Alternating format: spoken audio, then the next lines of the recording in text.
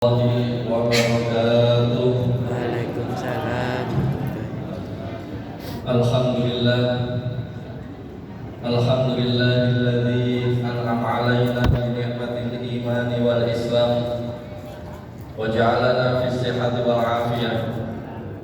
Asyhadu an la ilaha illallah wahdahu la syarika lah wa asyhadu anna Muhammadar 'abduhu wa rasuluhu alladzi la nabiyya ba'dah.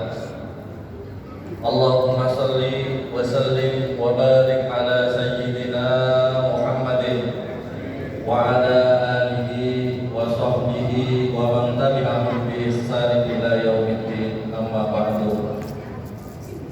Bapak-bapak, ibu-ibu, para jamaah salat subuh yang dimuliakan oleh Allah Subhanahu wa taala. Sebelum kita memulai pengajian pada pagi hari ini ada titipan bantuan doa, minta bantuan doa Fatihah dari bapak-bapak dan ibu-ibu semuanya. Para jamaah, di sini ada Ibu Ponirah binti Darmawati Jan, saat ini sedang kritis di rumah sakit di ICU. Tadi keluarganya minta bantuan untuk kita semuanya. Mudah-mudahan beliaunya bisa melewati fase kritisnya, diberikan pengobatan oleh Allah Subhanahu wa taala, diberikan kesembuhan oleh Allah Subhanahu wa taala. Ala hadhihi niyyah wa ala kulli niyyatin shalihah. Khususan Ibu Ponirah binti Darmawati Jan, dari Allah wa bi syafaati Rasulullah sallallahu alaihi wasallam. Syaitu billahi lana wa lahumul Fatihah. A'udzu billahi minasyaitonir rajim. Bismillahirrahmanirrahim. Alhamdulillahi rabbil alamin, arrahmanir rahim, maliki yaumiddin. Iyyaka na'budu wa iyyaka nasta'in. Ihdinas siratal mustaqim. Siratal ladzina an'amta 'alaihim ghairil maghdubi 'alaihim waladdallin. Amin. Terima kasih atas bantuan doa dari bapak-bapak dan ibu-ibu. Mudah-mudahan Ibu Ponirah binti Darmawati Jan diberikan kesembuhan oleh Allah Subhanahu wa taala. Amin amin ya rabbal alamin. Bapak-bapak, ibu-ibu, para jamaah yang dimuliakan Allah Subhanahu wa taala. Syukur alhamdulillah wa bi nikmatillah.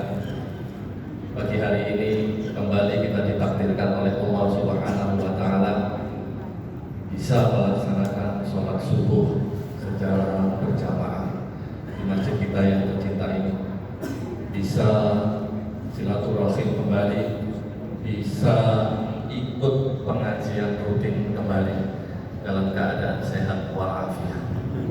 Mudah-mudahan kita semuanya tetap istiqomah dalam beribadah.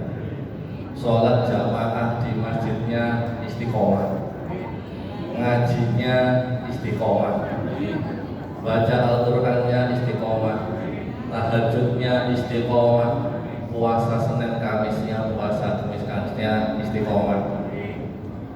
Mumpung kita masih sehat, mumpung kita masih kuat, mumpung kita masih mampu untuk beribadah. Karena apa para jamaah? Kata para ulama, barang siapa yang ketika sehat dia istiqomah beribadah, maka ketika dia sakit, dia tidak mampu lagi beribadah, dia tetap dapat pahala seperti dia mengamalkan saat sehat. Saya ulangi ya, barang siapa yang saat sehat dia istiqomah beribadah, maka ketika dia sakit dia tetap dapat pahala yang mengalir seperti dia sehat. Ini sesuai dengan sabda baginda Rasulullah SAW dalam sebuah hadis sahih riwayat Imam Bukhari. Insya Allah bapak-bapak, ibu-ibu sudah hafal hadis ini. Bunyi hadisnya kurang lebih seperti ini. Idza maridul abdu aw safara kutiba lahu ma kana ya'malu muqiman shahihan. Apa? Ini penting, kalau menjenguk orang sakit ini dibacakan. Kalau menjenguk orang sakit, hadis ini usahakan dihafalkan. Ben gak tekotok orang delok ngono. Ya, idza maridul abdu aw safara kutiba lahu ma kana ya'malu muqiman shahihan.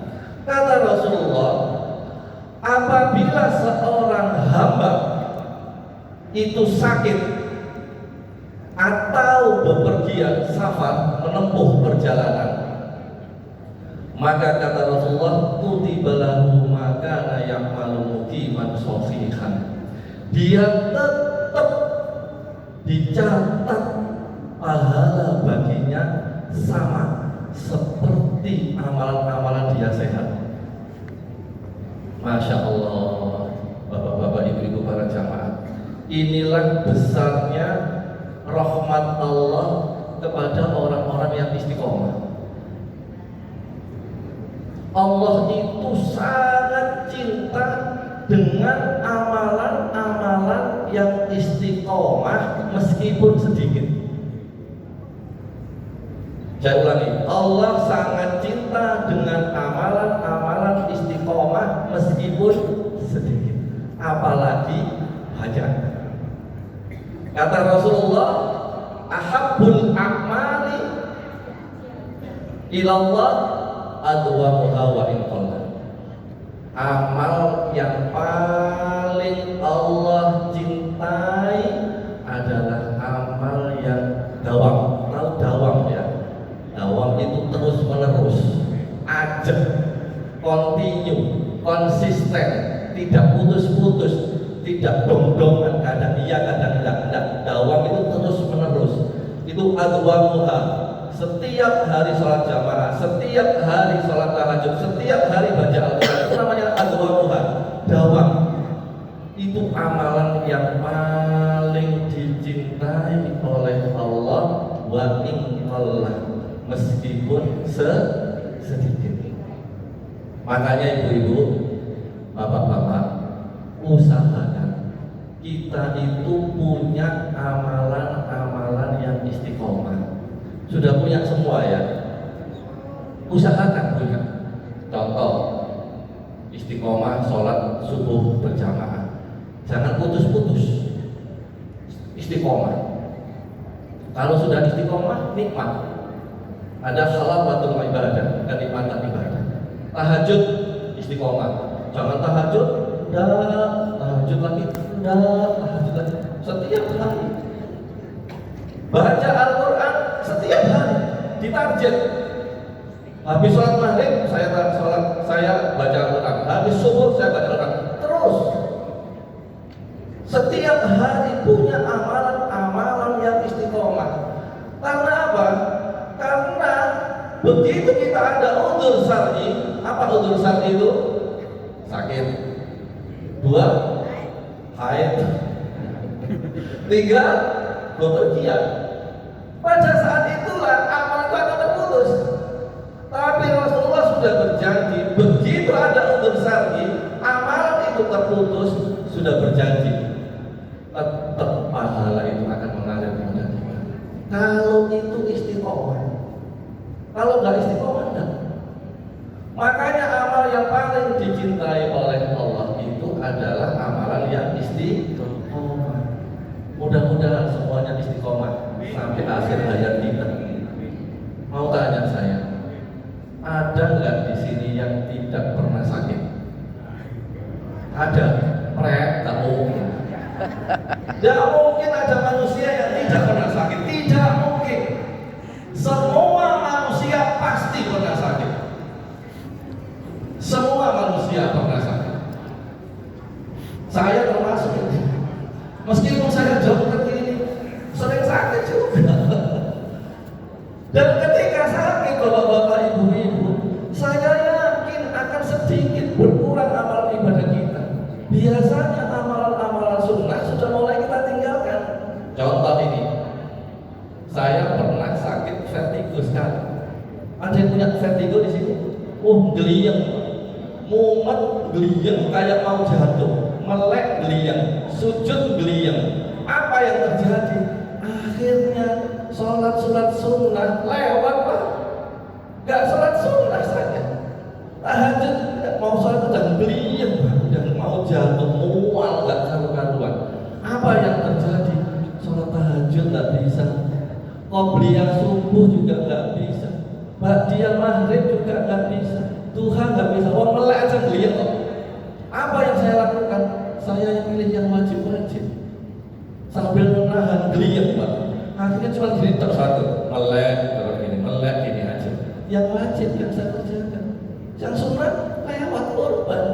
Tapi saya masih bisa tersenyum. Kenapa saya tersenyum? Saya punya amalan yang istiqomah. Meskipun saya nggak bisa sholat qobliyah subuh, nggak bisa sholat ba'diyah maghrib, nggak bisa baca Al-Quran. Janjinya Rasulullah mengalir terus itu Pak, mengalir terus. Bahkan yang dikatakan ibu tadi, ada unsur syar'i namanya haid.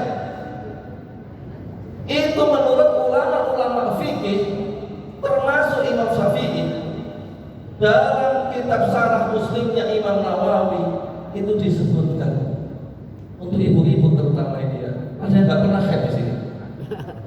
Haid semua ya? Oh itu halangan syar'i itu. Yang kata Imam Nawawi, apabila seorang perempuan itu haid, terputus itu amalan-amalan sebagian, baca Al-Quran tidak bisa, tahajud tidak bisa, puasa sunnah Senin Kemis tidak bisa. Tapi kalau dia punya amalan yang istiqomah, mengalir. Makanya kalau ibu-ibu lagi nggak haid ya, tolong punya amalan istiqomah. Entah itu ngaji setiap maghrib, ngaji setiap subuh, sholat jamaah, ikut pengajian rutin. Begitu ibu-ibu haid, pahala tetap mengalir. Bapak-bapak juga usahakan punya amalan-amalan istiqomah, itu tidak terputus, akan tetap mengalir terus. Mudah-mudahan kita semuanya diberikan kekuatan Allah punya amalan-amalan yang istiqomah. Bapak-bapak, ibu-ibu, para jamaah yang dimuliakan Allah Subhanahu wa Ta'ala. Suatu hari ada seorang dokter visitor di ruangan ICU. Ini ada yang di ICU. Begitu masuk ke ruangan itu, ada seorang pasien, bapak-bapak, lagi nangis, teteskan air mata. Dia lemes, pakai pasang infus, pakai oksigen, nangis dia. Dokternya tertarik dengan bapak yang menangis ini, didekati bapak yang menangis ini. Mohon maaf bapak, kenapa jenengan nangis kok sampai guguk-guguk keluar air mata? Gak tahan sakitnya. Ternyata jawaban dari pasien tadi, dia menangis bukan karena sakitnya. Meskipun sakitnya berat di ICU dia, taruhannya nyawa Pak. Kalau sudah masuk ICU, taruhannya nyawa. Begitu ditanya, saya nggak nangis karena sakit saya dokter, saya nggak menangis karena saya sesak, saya nggak menangis karena serangan jantung saya, tapi saya menangis gara-gara saya tidak bisa ikut sholat jamaah di masjid, sholat subuh berjamaah di masjid. Saya nggak bisa baca Al-Quran, saya nggak bisa puasa sunnah. Ternyata rupanya bapak ini itu orang yang sudah istiqomah sholat berjamaah di masjid. Gak tahu di masjid aku atau di masjid mana tapi yang jelas dia istiqomah Pak. Begitu dia sakit masuk ICU nangis, bukan nangis karena sakitnya, karena nangis dia tidak bisa sholat jamaah di masjid dan tidak bisa ikut pengajian seperti ini.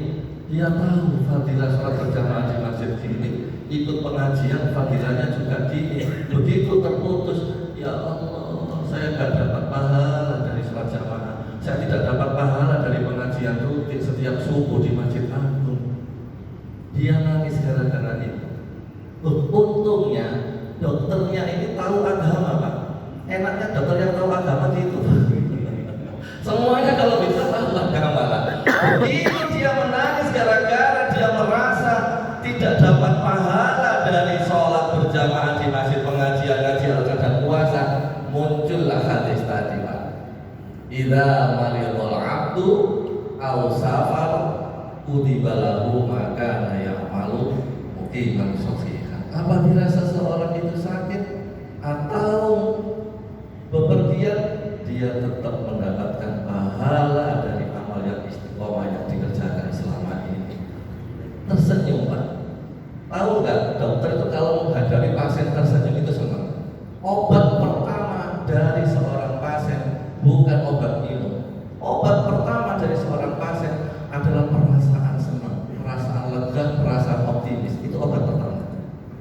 Makanya kalau ada pasien mengeluh, ngersulai, tak waras-waras, Pak. Dan tambah waras, tambah loro. Tapi kalau dia balas senang, lega itu, maka cepat karena ada hormon endorfin yang naik. Hormon endorfin inilah yang menyebabkan kesembuhan tadi. Makanya begitu